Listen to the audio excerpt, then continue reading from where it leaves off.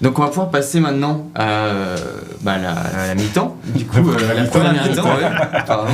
La première mi-temps du coup de notre épisode où là c'est très simple en fait, c'est des sujets de discussion sur un échange assez simple où moi j'ai pas mal de questions. Comme j'ai dit, Touch2C c'est une des premières startups Sportech que j'ai connues. C'est un peu celle qui m'a donné un peu la passion Sportech. Ah ben super, ravi de savoir ça. À l'époque, vraiment quand j'étais en échange à Toronto et j'avais un cours Innovation et Entrepreneurship. D'accord. Et j'avais fait des recherches du coup, j'avais une start-up liée au sport quoi. Okay. Et j'avais découvert Touch2C. Super. Donc c'est pour ça que j'ai suivi un peu, que je connais, j'échange des fois avec Arthur, donc voilà. Et Hypercute c'est aussi une startup que j'aime beaucoup parce que je me suis mis à la boxe récemment. Et je trouvais intéressant d'avoir deux CTO parce que je pense qu'il y a beaucoup de gens qui ne comprennent pas la différence entre un CEO, un CTO.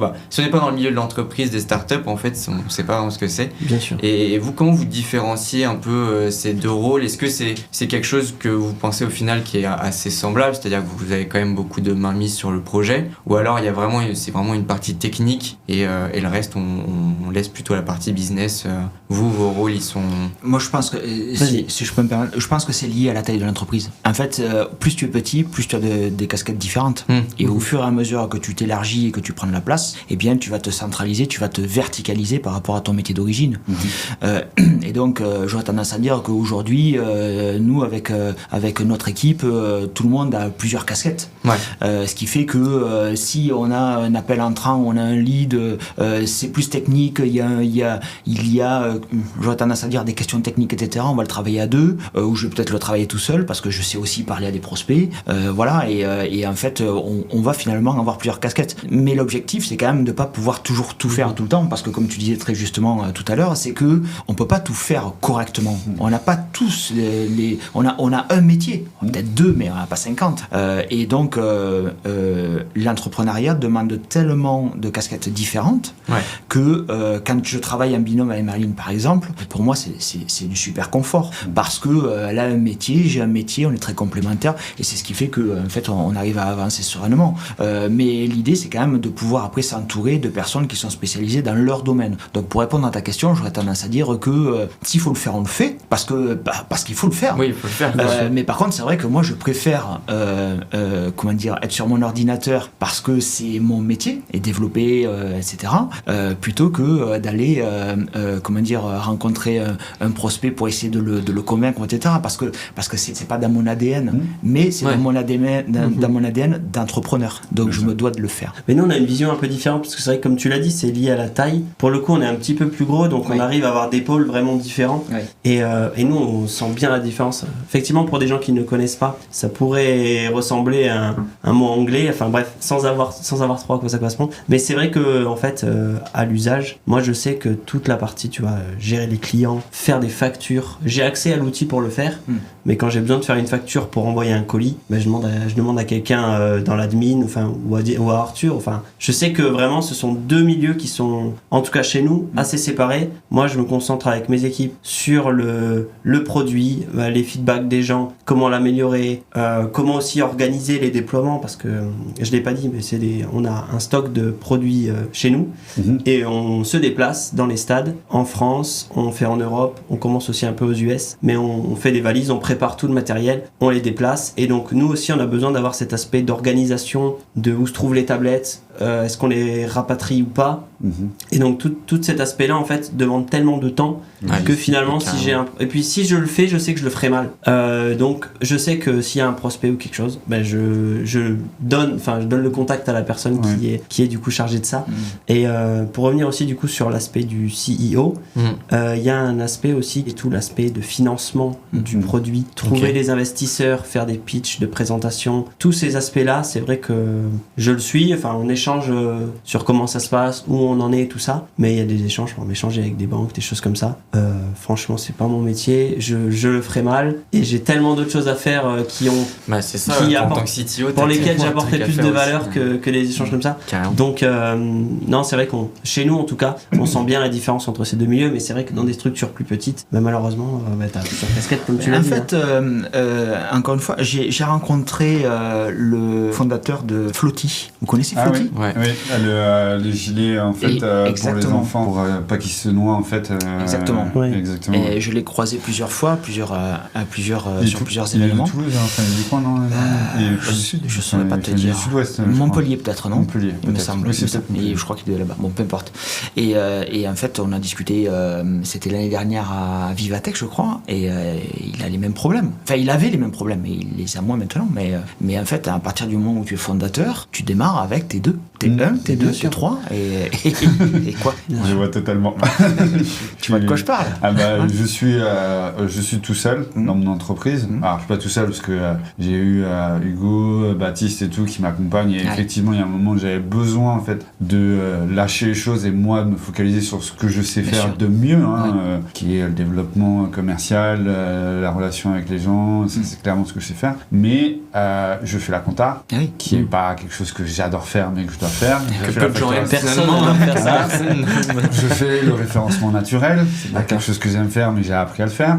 Enfin voilà, je suis dans la position un petit peu d'Olivier. Et ça, en fait, ça c'est vraiment projet à la dimension et à l'organisation en fait du projet. Bien sûr. Et j'entends totalement et j'aimerais aujourd'hui, parce que c'est toujours en fait, c'est une question de budget en fait. On l'a dit en fait, quand on est dans un budget, moi j'ai un budget qui est limité, donc du coup je fais avec les moyens et je construis brique par brique en fait ce projet.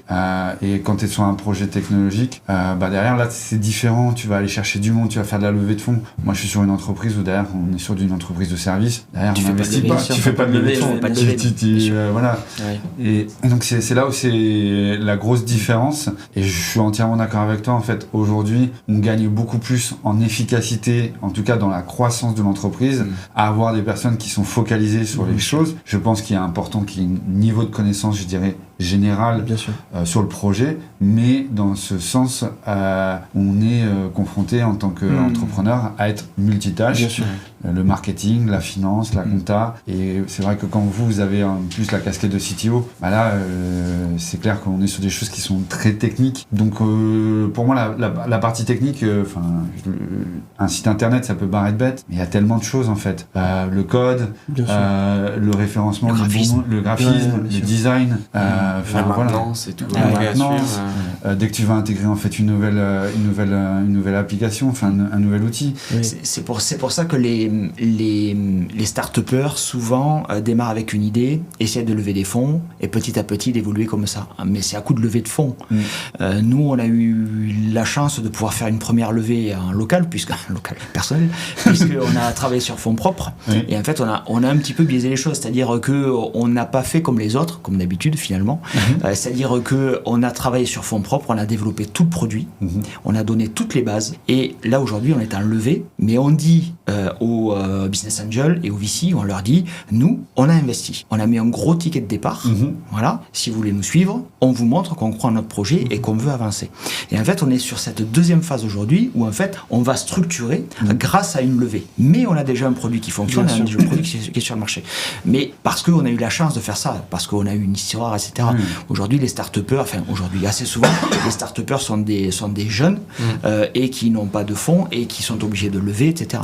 Ils sont de plus en plus jeunes d'ailleurs. Ils sont de plus en plus jeunes, tout à fait, et de plus en plus compétents. Il y a quand même des compétences qui sont en train de... Il y a un acteur qui s'appelle Alexandre Astier qui disait qu'aux jeunes, on pense que nous, je dirais ancienne génération, on doit leur apprendre quelque chose, alors qu'en fait non, il faut juste les laisser faire et qu'ils vont nous montrer qu'ils sont totalement capables de faire. Bien sûr.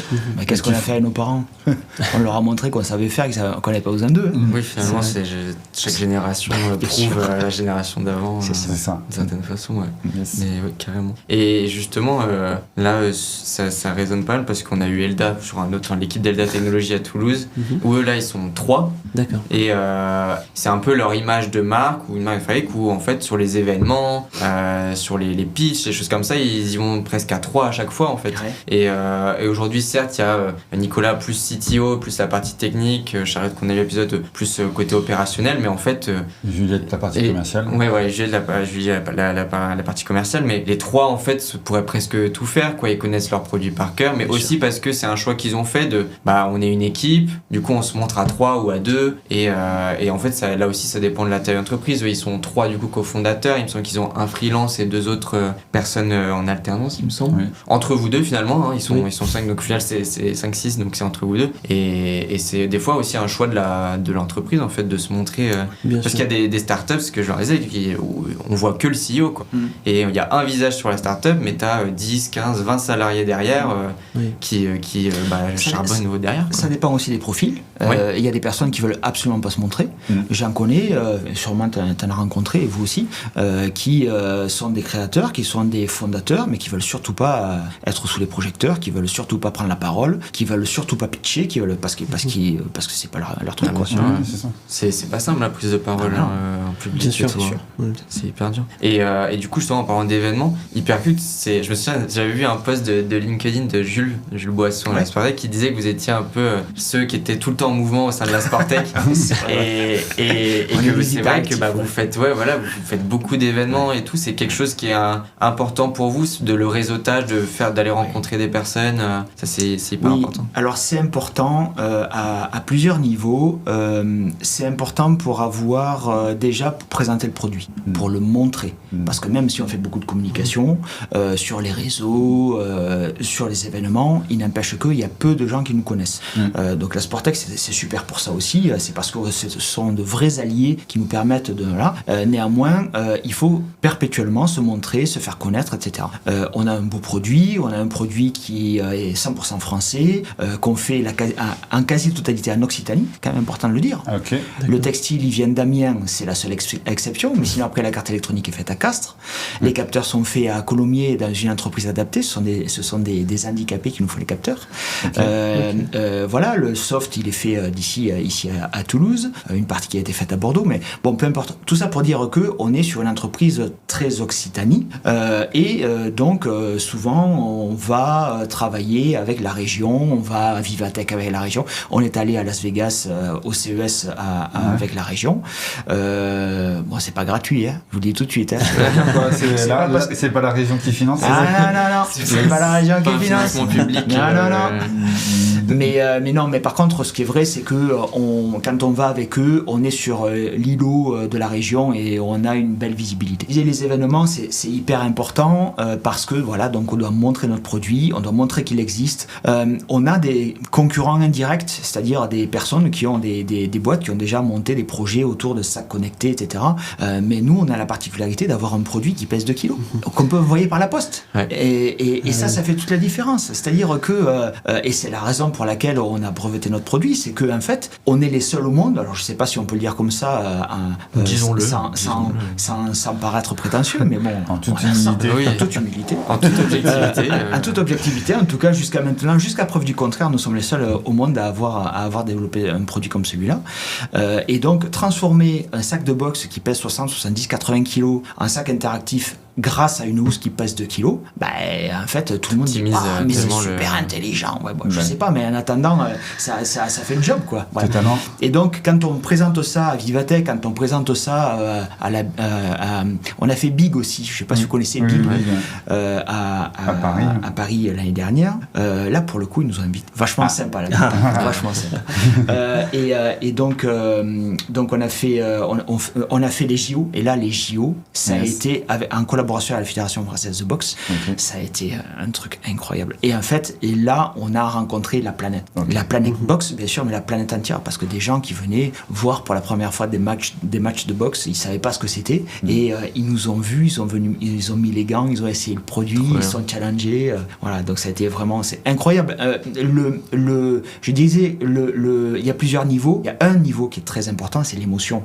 C'est-à-dire l'émotion que tu transmets, que tu provoques quand les gens mettent les gants pour la première fois de leur vie et qu'ils se rendent compte qu'ils peuvent boxer. Voilà. Et là, ils se disent, oh, mais c'est trop bien, je savais pas que c'était aussi bien. Je rentre à la maison, je vais m'inscrire à la salle de sport. Parce que ils se rendent compte qu'ils peuvent le faire. Totalement. Voilà. Et de manière ludique, en plus. Et de manière ludique. Tu te rends compte, quand on connecte de 2 à 10 sacs, et qu'on met un écran avec des scores, ça devient un jeu, bien sûr. Ça devient un jeu. Voilà.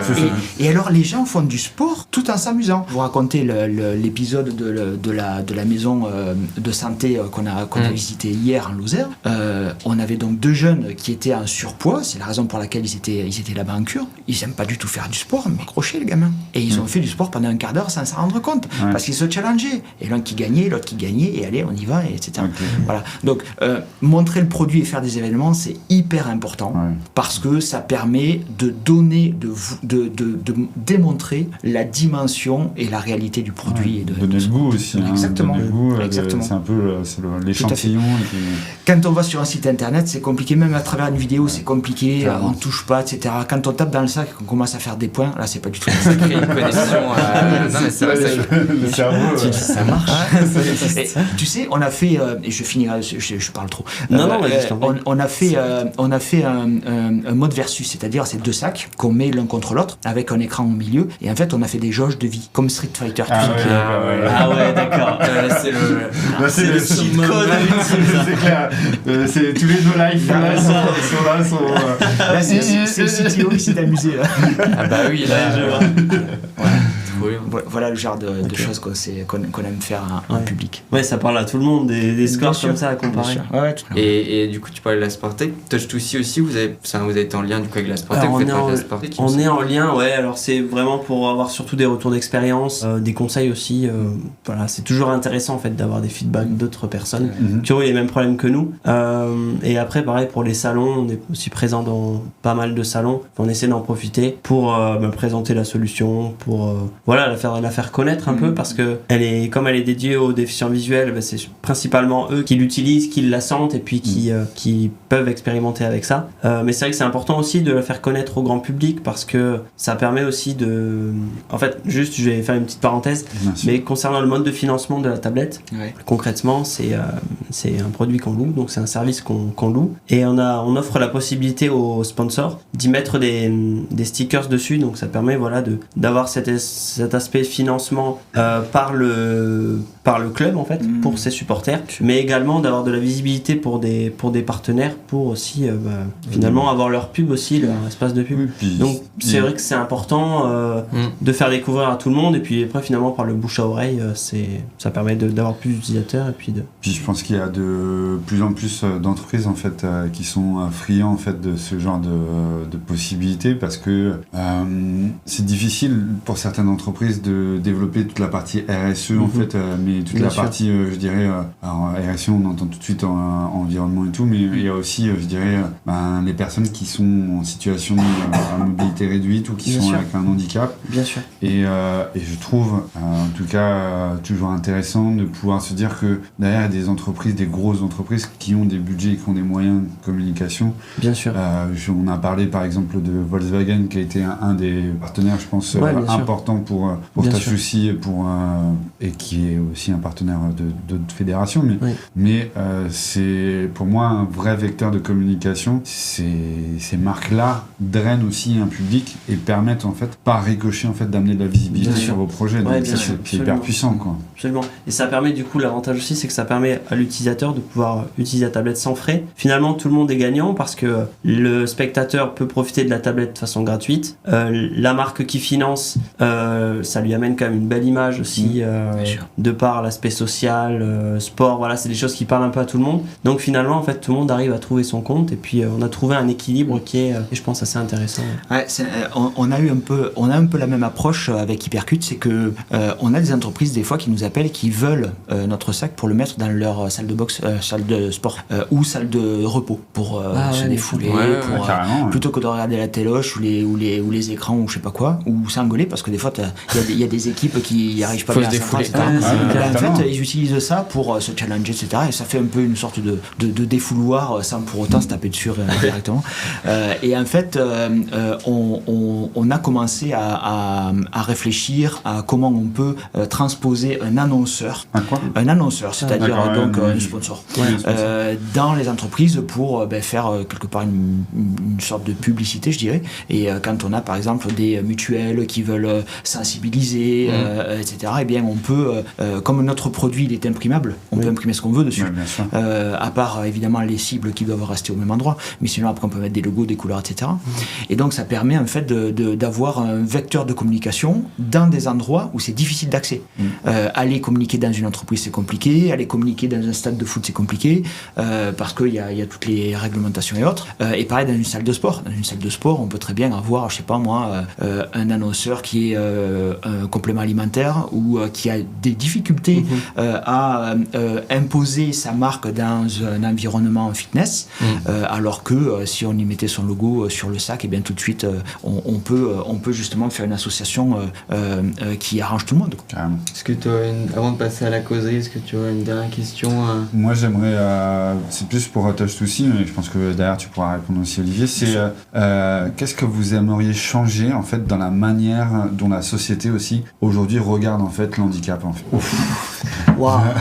Alors qu'est-ce qu'on aimerait changer? Je pense qu'il y a pas mal de travail qui peut être fait dans l'aspect sur tout ce qui est en fait handicap, inclusion. Nous on le voit parce qu'on est vraiment sur le terrain, mais il y a très peu de choses.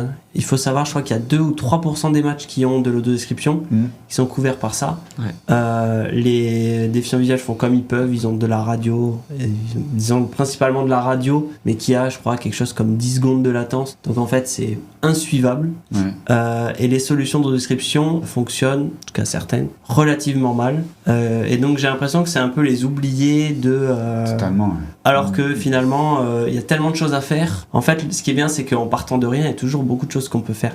Nous, ce qu'on aimerait changer, c'est l'œil des autres. C'est-à-dire, tout à l'heure, j'ai pris la voiture pour venir vous voir, et j'entendais qu'il allait y avoir des coupes budgétaires pour justement accompagner les personnes en situation de handicap, etc. C'est pas exactement ça, mais bon, c'était à peu près ce que ça voulait dire. Bien sûr, on est dans une situation économique compliquée, mais néanmoins, c'est le reflet de notre société. Il y a un vrai problème. J'entendais hier, c'était suite à notre rendez-vous d'hier dans cette fameuse maison de santé, on regardait les chiffres, c'est 4 millions de personnes en France qui sont dans une situation de handicap avec une maladie orpheline, je veux dire presque une maladie rare. 4 millions de personnes. C'est énorme. Mais pourquoi on les aide pas? C'est peut-être parce que c'est pas bien structuré, etc. Et j'aurais tendance à dire que c'est en faisant des produits comme les nôtres, même si pour nous c'est pas notre cœur de métier, mais néanmoins c'est avec le cœur qu'on le fait, quoi qu'il en soit, que on pourra aider ces personnes à traverser la vie, quoi. Voilà. Complètement. Moi c'est totalement ça, parce que c'est vraiment un mode de pensée en fait. Et tu vois, c'est ce qu'on a dit tout à l'heure au tout début en fait, c'est que dans ce mode de pensée, t'es parti d'une idée, et puis l'idée a amené en fait à aussi, je dirais, amené à aller toucher d'autres personnes, d'autres cibles, pas seulement juste les praticiens en boxe, mais l'handibox, c'est handibox, c'est ça. Mais également des personnes qui va avoir, je dirais, des personnes qui sont en surpoids. Justement, je trouve qu'on est dans une société qui est, je l'espère, en train d'évoluer, en train de changer, dans lequel on prend de plus en plus conscience de ces phénomènes, et qu'en tant qu'entrepreneur, on a la possibilité d'agir pour répondre à ces besoins qui sont des besoins, à mon sens, beaucoup plus importants que faire du cash en fait.